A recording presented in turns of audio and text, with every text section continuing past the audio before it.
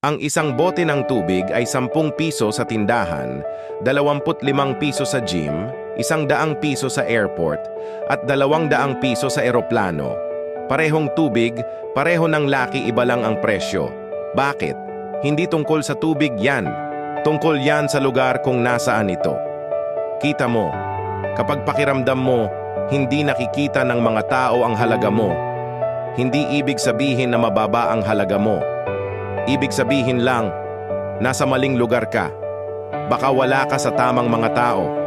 Baka nasa isang lugar ka na hindi kayang kilalanin kung ano ang halaga mo.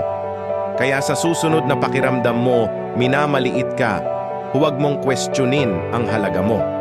Tanungin mo, nasaang lugar ba ako? Dahil kung ang isang bote ng tubig ay pwedeng maging 200 piso dahil nagbago ng lokasyon, isipin mo kung ano ang mangyayari kapag inilagay mo ang sarili mo sa tamang lugar. Huwag kang makontento. Hanapin ang lugar kung saan makikita ang halaga mo at tumutugma sa mga pangarap mo. Huwag mong sayangin ang oras mo sa mga taong walang kakayahang makita ang potensyal mo. Magpatuloy ka lang. Minsan, kailangan mo talagang umalis para umangat.